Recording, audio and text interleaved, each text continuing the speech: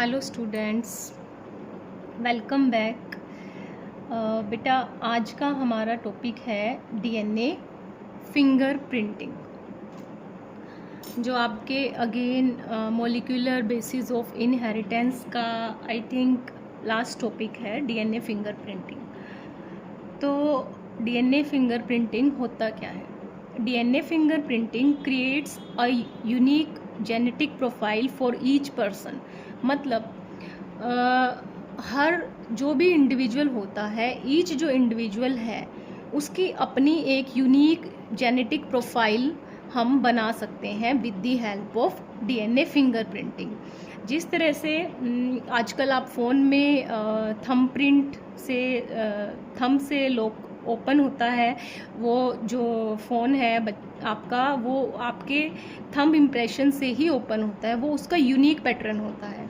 उसी तरह से डीएनए फिंगर प्रिंटिंग जो है वो यूनिक पैटर्न क्रिएट करता है जेनेटिक सीक्वेंस के for each person and for each individual. Okay, तो इसको पहले हम इसका कंसेप्ट समझेंगे कि एक्चुअली डीएनए फिंगर प्रिंटिंग किस बेस पे काम करती है। बेटा, जो 99.9% है ह्यूमन का, जो जितने भी ह्यूमंस हैं सभी का 99.9% जो डीएनए सीक्वेंस है वो सेम है। ओके, एंड ओनली 0.1 जो है वो सभी में डिफरेंस है। अब आप कहोगे कि जब इतना सारा सेम है, इतना ही डिफरेंस है, तो फिर हम सिमिलर क्यों नहीं लगते हैं? ये तो बहुत ही कम डिफरेंस है, 0.1। नहीं बेटा, क्या है, आपका जो डीएनए सीक्वेंस है आपको पता है that is your 3.3 × 10⁻⁹ base pair for haploid organism. ठीक है, वो एक बहुत बड़ी नंबर का 0.1% है। ठीक है, जब आप किसी बड़े नंबर का 0.1% निकालोगे वो बहुत बड़ा ही आएगा। ठीक है, तो इसीलिए जो 0.1 डिफरेंस है वो डिफरेंस जो है बहुत बड़ा डिफरेंस क्रिएट कर देता है इंडिविजुअल्स के बीच। ओके, तो अगर हमें डीएनए फिंगर प्रिंटिंग करनी है तो एक ये मेथड है कि हर इंडिविजुअल का पूरा जीनोम, पूरा डीएनए सीक्वेंस करो। But sequencing the whole DNA every time would be daunting and expensive task. ठीक है, मतलब हर बार पूरा का पूरा डीएनए जो है एक इंडिविजुअल का पूरा सीक्वेंस, पूरा जीनोम सीक्वेंस करना बहुत ज़्यादा चैलेंजिंग और एक्सपेंसिव टास्क होगा, और and it will take time. जैसे आपने ह्यूमन जीनोम प्रोजेक्ट में किया था, इसको कितना टाइम लग गया था? लगभग 13 ईयर्स लग गए थे, राइट? तो पूरा का पूरा जीनोम जो है हम उसको सीक्वेंस नहीं कर सकते। तो उसी के लिए जिसके बेस पे हम डीएनए फिंगर प्रिंटिंग करते हैं, इसको हम कहेंगे it is a very quick way to compare the DNA sequence of any two individuals. DNA finger printing बहुत ही क्विक वे है जिसकी हेल्प से हम दो इंडिविजुअल का जो डीएनए है वो कंपेयर कर सकते हैं। इसका बेस क्या है, मतलब किस बेस पे हम डीएनए फिंगर प्रिंटिंग करते हैं? Identification of difference in some specific region in DNA sequence called as repetitive DNA. जो आपका डीएनए होता है, पूरा जो जीनोम है, उसमें कुछ जगह जगह पर स्पेसिफिक सीक्वेंस होते हैं, और वो सीक्वेंस जो है पूरे जीनोम में हर बार रिपीट करते हैं। फॉर एग्जांपल, किसी रीजन में ATGC है एंड वही सीक्वेंस ATGC बार बार रिपीट हो रहा है, उन रिपीट सीक्वेंसेस को बोलते हैं रिपीटिटिव डीएनए।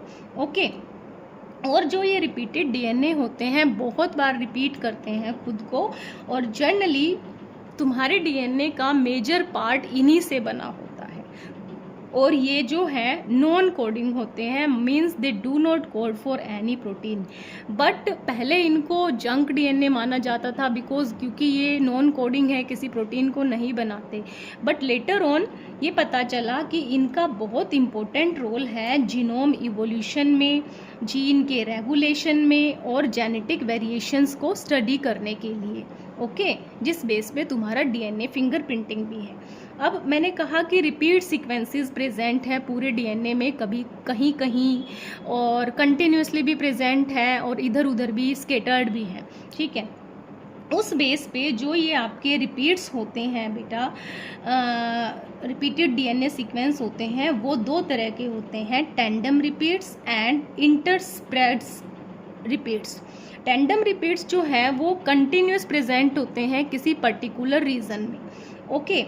और इंटरस्प्रेड्स जो हैं वो आपके उनको जंपिंग जीन्स भी बोलते हैं, ट्रांसपोजोन्स भी बोलते हैं। ये स्केटर्ड होते हैं, ये continuous head to tail present होते हैं किसी पर्टिकुलर लोकेशन में आपके डीएनए सीक्वेंस में या जीनोम में, और ये स्केटर्ड होते हैं एंड दे, इनको जंपिंग जीन्स भी इसलिए बोलते हैं क्योंकि they can move from one location to other, ठीक है। ये हमें ये वाला पार्ट फिंगरप्रिंटिंग में नहीं करना है। टेंडम रिपीट्स जो हैं, जो थोड़े से सीक्वेंस कंटिन्यूसली जो रिपीट प्रेजेंट होते हैं हेड टू टेल, हम उनके बारे में डीएनए फिंगरप्रिंटिंग में पढ़ेंगे और यही बेस बनाते हैं डीएनए फिंगरप्रिंटिंग का, ओके। ये जो टेंडम रिपीट्स हैं वो ज़्यादातर जैसे ये आपका क्रोमोसोम है, इसके सेंट्रोमियर के आसपास वाले रीजन में प्रेजेंट्स होते हैं, और टीलोमेयर्स यानी एंड्स के रीजन पे क्रोमोसोम के ये प्रेजेंट होते हैं टेंडम रिपीट्स, ठीक है। जब इसका डेंसिटी ग्रेडियंट सेंट्रीफ्यूगेशन किया जाता है डीएनए का, तो आपको एब्जॉर्बेंस डेंसिटी के अगेंस्ट जो ग्राफ मिलता है 260 नैनोमीटर पर, एक आपको शॉर्ट पीक दिखाई देगी और एक मेजर पीक दिखाई देगी। जो मेजर पीक है वो आपका मेन डीएनए है, बल्क डीएनए है, लेकिन जो इस तरह की शॉर्ट्स पीक्स दिखाई देती हैं ये आपके रिपीट होते हैं, tandem repeats. In short peak वाले डीएनए को बोलते हैं सैटेलाइट डीएनए, ओके। अब जो ये टेंडम डीएनए है या सैटेलाइट डीएनए है, ये भी जो है आपके कई तरह के होते हैं, डिपेंड अपॉन कि कितने साइज़ का है तुम्हारा रिपीट, कितने बेस पेयर से मिलके बना हुआ है, छोटा है बड़ा है, उस बेस पे आपके सैटेलाइट डीएनए दो तरह के होते हैं, micro satellite DNA and mini satellite DNA. Micro satellite DNA, जैसे इसका नेम सजेस्ट कर रहा है, जनरली शॉर्ट होते हैं, 1 to 9 बेस पेयर सीक्वेंस के रिपीट्स होते हैं। इनको एसटीआरस भी बोलते हैं, short tandem repeats, because they are short. और मिनी सैटेलाइट डीएनए आपके 10 to 60 base pair repeat units होती हैं, जो माइक्रो से लॉन्गर होती हैं। और इसकी कैटेगरी में क्या, इनको वीएनटीआरस भी बोलते हैं, variable number of tandem repeats, okay. और जनरली आपका डीएनए फिंगरप्रिंटिंग में दोनों का ही रोल है, लेकिन हम वीएनटीआरस का जो है वो ज़्यादा रोल पढ़ेंगे डीएनए फिंगरप्रिंटिंग में, ओके। आई होप आपको इतना समझ में आया होगा कि डीएनए फिंगरप्रिंटिंग क्या है, कि हम एक साथ अगर हमें दो इंडिविजुअल का डीएनए कंपेयर करना है तो हम पूरा का पूरा डीएनए सीक्वेंस करेंगे, तो एक्सपेंसिव भी होगा, चैलेंजिंग भी होगा, टाइम टेकिंग भी होगा, ठीक है। इसीलिए हम क्या करते हैं, रिपीट्स जो सीक्वेंस प्रेजेंट होते हैं दो ह्यूमन में, उनको कंपेयर करते हैं। वो रिपीट सीक्वेंस जो हैं वो नॉन कोडिंग सीक्वेंस होते हैं, बट उनका मेजर रोल होता है वेरिएशन, इवोल्यूशन और जीन रेगुलेशन को समझने के लिए। वो रिपीट्स जो हैं वो दो तरह के होते हैं, tandem repeat and interspersed repeats. ये स्केटर्ड होते हैं, और टेंडम वाले जो हैं वो थोड़े कंटिन्यूसली प्रेजेंट होते हैं हेड टू टेल। ये टेंडम रिपीट्स जो हैं, जब आप डीएनए का एब्जॉर्बेंस और डेंसिटी के अगेंस्ट ग्राफ बनता है, उसमें शॉर्ट पीक्स आपको दिखाई देती हैं, उनको सैटेलाइट डीएनए बोलते हैं, एक तरह के टेंडम रिपीट्स होते हैं, ठीक है। वो टेंडम रिपीट्स साइज के बेस पे दो तरह के होते हैं, micro and mini. Micro small size है, मिनी उनसे लॉन्गर है, और मिनी में ही आपके वीएनटीआरस आते हैं, जिनको हम डीएनए फिंगरप्रिंटिंग में स्टडी करते हैं, ओके। अब डीएनए फिंगरप्रिंटिंग की डेफिनेशन की अगर मैं बात करूं तो it is a method of finding the difference between the satellite DNA region in the genome, but वैसे तो हम कहेंगे is a very quick way to compare the DNA sequence of any two individual, लेकिन वो क्या compare करते हैं हम दो इंडिविजुअल का? सैटेलाइट डीएनए रीजन्स, वो सैटेलाइट रिपीट डीएनए दो इंडिविजुअल के कंपेयर हम करते हैं डीएनए फिंगरप्रिंटिंग में, क्योंकि बल्क डीएनए तो जो हमने कहा है मेन जो प्रोटीन बनाता है, जो कोडिंग पार्ट होता है 99.9% वो सेम है, 0.1% जो वो डिफरेंस होता है वो इन्हीं रिपीट सीक्वेंसेस में होता है, ठीक है। और ये किस बेस पे किया जाता है? Polymorphic nature of the region of DNA. Polymorphic मतलब पॉलीमॉर्फिज्म होता है variation at genetic level. Okay, genetic level मतलब डीएनए में डिफरेंस, ठीक है। और किन में डिफरेंस? तुम्हारे जो मैंने अभी माइक्रो और मिनी सैटेलाइट बताए, short tandem repeats and variable number of tandem repeats, यानी माइक्रो सैटेलाइट और मिनी सैटेलाइट्स का जो डिफरेंस है जेनेटिक लेवल पे, उनको कंपेयर किया जाता है टू आइडेंटिफाई यूनिक इंडिविजुअल। और ये हर इंडिविजुअल के एसटीआर्स एंड बीएनटीआर्स जो हैं वो यूनिक होते हैं। अगर दो के सेम हो जाते हैं तो इसका मतलब देयर इज रिलेशन। और अगर क्राइम वगैरह में आप देखते हो, फोरेंसिक इन्वेस्टिगेशंस में, अगर किसी के ये रिपीट्स जो हैं वो मैच हो जाते हैं, मतलब जो विक्टिम या फिर सस्पेक्टेड पर्सन जो है वो क्रिमिनल है। इसकी एप्लीकेशन मैं बाद में बताऊंगी आपको। इस प्रोसेस को डेवलप किया था स्टार्टिंग में सर एलेक जेफरीज ने 1984 में, जो ब्रिटिश जेनेटिस्ट थे, ठीक है। तो इसके हम स्टेप्स करते हैं कि कैसे कैसे डीएनए फिंगरप्रिंटिंग करते हैं। सबसे पहले सैंपल कलेक्शन मतलब वो पार्ट आपकी बॉडी का जिससे हम डीएनए आइसोलेट करेंगे। सैंपल कुछ भी हो सकता है, क्योंकि थोड़े से अमाउंट सैंपल से आप बहुत ज़्यादा डीएनए एक्सट्रैक्ट कर सकते हो। थोड़ा भी निकलता है तो आज पीसीआर की हेल्प से हम उसको एक्सपेंड कर देते हैं। पीसीआर जो आप रिकॉम्बिनेंट बायोटेक्नोलॉजी में पढ़ोगे कि पीसीआर होता है पॉलीमरेज चेन रिएक्शन, एक प्रोसेस है जिसकी हेल्प से थोड़ा अमाउंट भी डीएनए का अगर आपके पास अवेलेबल है तो उसको एम्पलीफाई किया जा सकता है। अदरवाइज लेकिन जैसे आपको स्पॉट पे, क्राइम स्पॉट पे आपको ब्लड मिलता है, हेयर फॉलिकल मिलता है, स्किन, बोन, सलाइवा, स्पर्म, कहीं से भी डीएनए वहाँ से आइसोलेट किया जा सकता है। सेकेंड स्टेप, सैंपल कलेक्शन के बाद उस सैंपल में जो भी हमें सैंपल मिला है उससे डीएनए को एक्सट्रैक्ट करना, डीएनए एक्सट्रैक्शन और आइसोलेशन ऑफ डीएनए को निकाला जाता है। क्योंकि आपको पता है कि सेल होती है, सेल के अंदर न्यूक्लियस होता है, न्यूक्लियस में डीएनए होता है आपका। तो क्या करेंगे, सेल मेम्ब्रेन ब्रेक की जाती है, देन न्यूक्लियर मेम्ब्रेन ब्रेक की जाएगी, फिर न्यूक्लियस के अंदर भी आरएनए, प्रोटीन या दूसरे जो मैक्रोमोलिक्यूल्स होते हैं उनको डिग्रेड किया जाता है ताकि आपका प्योर डीएनए आइसोलेट किया जा सके। इसको बोलेंगे आइसोलेशन ऑफ डीएनए।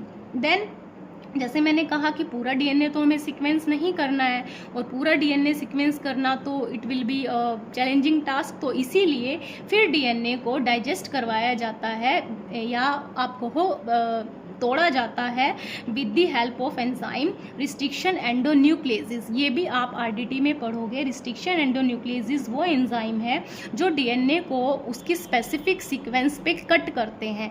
जैसे इनको मॉलिक्यूलर सीजर भी बोलते हैं, ठीक है, क्योंकि ये डीएनए को अपनी स्पेसिफिक साइट रिकॉग्नाइज करके वहीं पर कट लगाते हैं जहाँ पे इनकी साइट प्रेजेंट होती है। इस तरह से डीएनए की फ्रेगमेंटेशन हो जाती है।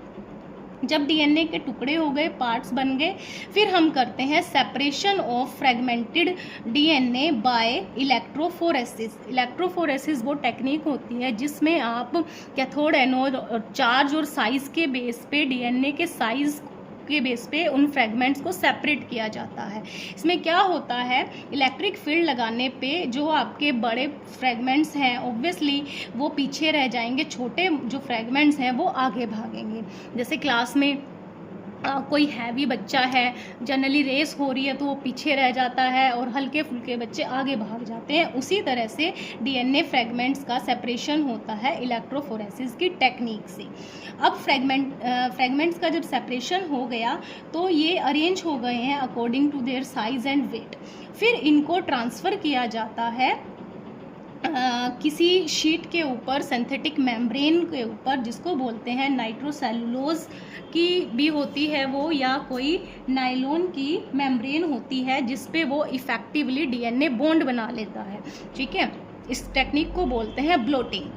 फिर जब वो नायलॉन की मेम्ब्रेन पे डीएनए के फ्रेगमेंट्स आ जाते हैं, फिर उनको क्या किया जाता है, हाइब्रिडाइज किया जाता है रेडियो लेबल वीएनटीआरस के साथ। वीएनटीआरस कौन से, जो इस डीएनए के स्पेसिफिक हैं, रिपीट्स हैं, प्रोब हैं। ये प्रोब्स होती हैं। प्रोब क्या होते हैं, सिंगल स्टैंडर्ड डीएनए होते हैं आपके, ठीक है, आर्टिफिशियली सिंथेसाइज्ड। और फिर इसको और इसको ऐसे हाइब्रिडाइज करवाया जाता है किसी शीट के ऊपर।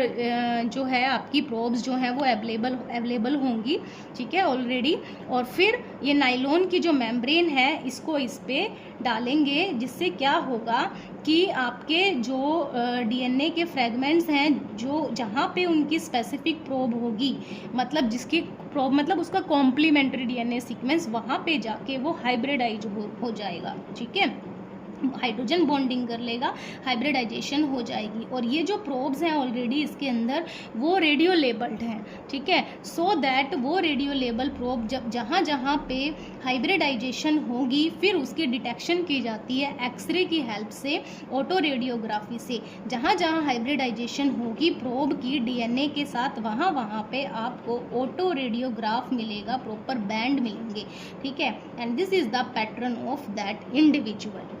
This is DNA fingerprinting. एक बार और बता देती हूँ, सैंपल कलेक्शन, सैंपल कितना भी मिल सकता है, थोड़ा मिले तो उसको एम्पलीफाई कर लिया जाता है पीसीआर की हेल्प से। फिर सेल में से डीएनए को आइसोलेट किया जाता है या एक्सट्रैक्ट किया जाता है, फिर उसके फ्रेगमेंट किए जाते हैं एंजाइम की हेल्प से, रिस्ट्रिक्शन एंडोन्यूक्लियोसिस की हेल्प से। फिर उनका सेपरेशन होता है उनके साइज़ के बेस पे। सेपरेशन के बाद उनको ट्रांसफ़र किया जाता है नायलॉन या नाइट्रोसेलुलोज की मेम्ब्रेन पे, जिसपे वो ईजीली ट्रांसफ़र हो जाते हैं। फिर जो मेम्ब्रेन पे तुम्हारे डीएनए आ गए हैं उनको हाइब्रिडाइज किया जाता है रेडियो लेबल, जो तुम्हारी प्रोब्स हैं single standard variable number of tandem repeats, उनके स्पेसिफिक हाइब्रिडाइजेशन के लिए छोड़ दिया जाता है। जो उनके स्पेसिफिक रीज़न होंगे, जो स्पेसिफिक सेगमेंट होंगे डीएनए के, वो वहाँ पे हाइब्रिडाइजेशन कर लेंगे, यानी कॉम्प्लीमेंट्री बॉन्डिंग कर लेंगे। जहाँ जहाँ बॉन्डिंग होगी फिर हम क्या करते हैं, क्योंकि जो प्रोब थी वो आपकी रेडियो लेबल थी, तो उसको एक्सरे की हेल्प से ऑटो रेडियोग्राफ उसका जनरेट कर लिया जाता है with the help of auto radiography. जिससे क्या है कि जहाँ जहाँ हाइब्रिडाइजेशन होगी वहाँ वहाँ पे आपके बैंड्स मिल जाएंगे, जिसको कहेंगे ऑटो रेडियोग्राफ और the DNA fingerprint of that particular person. Okay, अब अगर मैं एप्लीकेशन की बात करूं कि डीएनए फिंगरप्रिंटिंग जो है वो कहाँ कहाँ यूज़ होती है। फोरेंसिक साइंस में डीएनए फिंगरप्रिंटिंग को कॉमनली यूज़ किया जाता है to find out the criminals और विक्टिम्स। उसके अलावा पेरेंट डिस्प्यूट के केस में पैटर्निटी या मैटरनिटी टेस्ट किया जाता है, जहाँ पे मतलब जैसे आप मूवीज़ वगैरह में देखते हो कि किसी का बच्चा गुम हो जाता है, फिर बाद में टेस्ट किया जाता है कि वो उसका बच्चा है या नहीं, मतलब वो डीएनए टेस्ट किया जाता है उनका with the help of DNA fingerprinting. Match किया जाता है, क्या मैच होता है कि दोनों से सैंपल कलेक्ट किया जाता है, किसी भी कोई भी सेल से या ब्लड से, फिर उनका जो है रिपीट्स मैच किए जाते हैं। वो कौन से रिपीट, शॉर्ट टेंडम रिपीट्स या वीएनटीआरस, जो मैच अगर हो जाते हैं तो वो उन्हीं को बिलोंग करता है। उसके अलावा तरह तरह के मेडिकल डायग्नोस्टिक में भी इसका यूज़ होता है, फिर मैनी जो डिजीज़ हैं उनके ट्रीटमेंट्स के लिए। उसके अलावा ऑर्गन ट्रांसप्लांट के लिए भी, जब ऑर्गन ट्रांसप्लांट होता है, ऐसे ही हम कोई भी ऑर्गन ट्रांसप्लांट नहीं कर सकते, तो ऑर्गन ट्रांसप्लांट मैचिंग की जाती है, तब जाके ऑर्गन ट्रांसप्लांट होता है, वो भी आप डीएनए फिंगरप्रिंटिंग की हेल्प से कर सकते हो।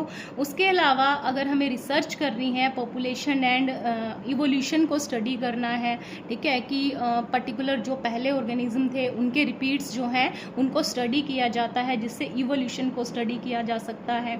उसके अलावा identification of remains of mass disasters, अगर कोई एनवायरमेंटल या क्लाइमेटिक डिज़ास्टर हुआ है बहुत बड़ा, ठीक है, और उस वहाँ पे जो कुछ भी फॉसिल्स या कुछ भी रिमेनिंग है उनको आइडेंटिफाई किया जाता है again with the help of DNA fingerprinting. Okay, so this is about DNA fingerprinting and it's very important topic for the point of view of your board exam and as well as NEET. Okay, और उसके अलावा आपकी जो NCERT की book है बेटा, उसमें ये एक डायग्राम दे रखा है कि एक इंडिविजुअल ए है, एक इंडिविजुअल बी है, ठीक है, और एक ये इंडिविजुअल सी है। ये जो इंडिविजुअल सी है इसका डीएनए जो है मतलब कुछ मिला है क्राइम सीन से, जहाँ पे क्राइम हुआ है उसका डीएनए जो है ये वाला पैटर्न है उसका। उसके टेंडम रिपीट्स इस तरह से है कि जैसे क्रोमोसोम नंबर ये है आपका क्रोमोसोम नंबर 7, 2 एंड 16, इन पे ये रिपीट्स हैं 1, 2, 3, 4, 5, 6, 7, 8, 9, 10, 11 इसमें हैं, इसमें भी हैं ये ऑरेंज कलर के, ये ब्लू कलर के, ये रिपीट्स हैं, ठीक है। और फिर जो सस्पेक्टेड है मतलब पुलिस को या फिर जो इन्वेस्टिगेशन वाले हैं उनको ए और बी पर डाउट है, ये सस्पेक्टेड है कि ए और बी में से ही जो है वो सस्पेक्टेड पर्सन है। तो क्या करेंगे, सी का जो है वो डीएनए फिंगरप्रिंटिंग की हेल्प से हमने ऑटो रेडियोग्राफ बनाया, वही तरीका है, वही मेथड है जो हमने अभी किया था, आइसोलेशन किया, देन इलेक्ट्रोफोरेसिस वगैरह, एंड फाइनली ऑटो रेडियोग्राफ ये सी का बना, ठीक है। ये ए का अगेन डीएनए फिंगरप्रिंटिंग करने से ये ऑटो रेडियोग्राफ आया है, डीएनए फिंगरप्रिंट है उसका, ये बी का है, ठीक है। फिर मैच करते हैं, ये हमें क्राइम सीन पे मिला है और ए और बी में से कौन क्रिमिनल है। ओके, आप देखो ये वाला जो है बैंड ए सी वाला बी से मिलता है बट ए मैच नहीं हो रहा। दिस बैंड अगेन मिलता है यहाँ पे सी और बी का।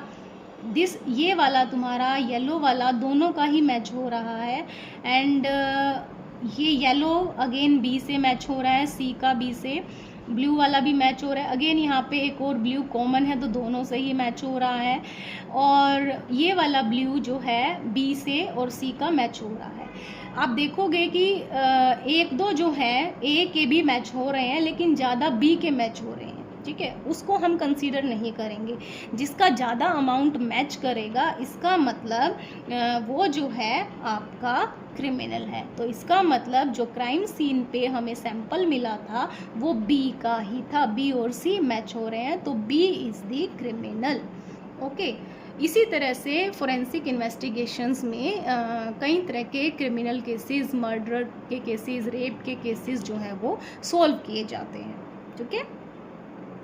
आई होप आपको ये टॉपिक समझ में आया होगा। उसके अलावा अगर नहीं भी समझ में आया तो मैं बार बार यही बात बोलती हूँ कि बेटा आप मुझे कमेंट में डालिए या फिर मेल डालिए या फिर मैंने नंबर भी डाल रखा है, जो भी आपकी क्वायरी है आप मुझे वहाँ पे पूछ सकते हैं बिना किसी हेजिटेशन के। I am always free to do your task और आपकी क्वायरी सॉल्व करने के लिए जब भी मैं अवेलेबल हूँ, I will be there. Okay, thank you so much.